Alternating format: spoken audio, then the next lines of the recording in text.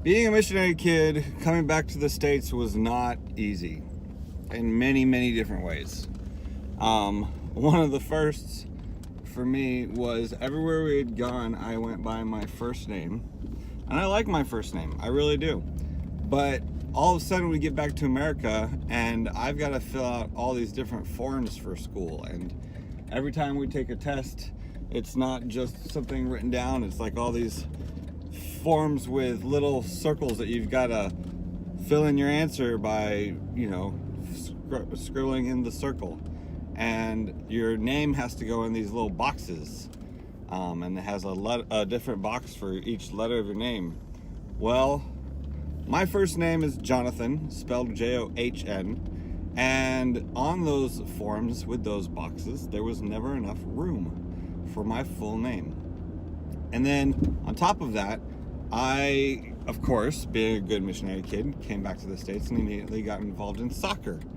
I'm sure that somewhere in there my parents decided it for me, but I loved it and I did quite a few years of it.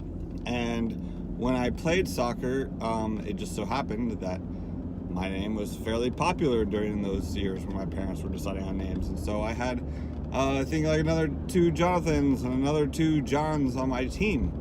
And so between all of those things and I don't know, being a kid, I decided I wanted to be called Patrick, which is my middle name.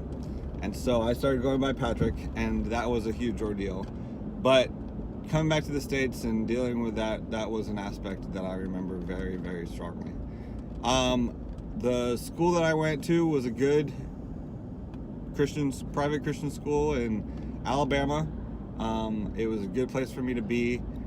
The one other aspect that I remember as far as specifically being a missionary kid and coming back to the States, my English to this day is not as good as it should be for my age. And part of that, although is due to my laziness, I'm sure, part of it is also due to the fact that I learned a whole bunch of other languages. So in Egypt, I spoke Arabic. In Africa, I spoke French. And went to Arabic and French schools while I was there. And so when I came back to the States, I don't remember this part, but my parents have told me this story many times of one of my teachers calling them in for a parent-teacher conference because they were worried about me.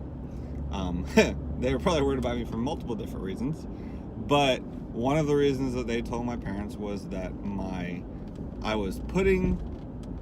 spelling was weird, and I was putting little lines all over my paper. And my parents looked at it and laughed because it was French marks. So in French, you have little accents that you put over, and I was doing that on my English words. Excuse me. So it was interesting because what that did is it affected the fact that during my 6th grade class, my English spelling was probably at a 3rd grade level, at least that I remember. That was difficult to deal with, mostly because, and I know that I had teachers who cared about me and who were good teachers, but mostly it was difficult because during spelling time, or whatever, when we were learning our spelling words, because I was not at the same level, the teacher would get the rest of the class doing all of their work and then call me up to the front to sit down with her and start working on spelling at a 3rd grade level. And it just wasn't that great for a kid who gets embarrassed and is trying to fit in and who hasn't lived in the States anyways very long, and here I am doing 3rd grade spelling and everybody in my class knew it. And so you can imagine what that did. Things changed, things got better. I've dealt with it, it's no big deal. But at the same time, that was a fairly difficult aspect of coming back to the States. I can tell you this much. It made for...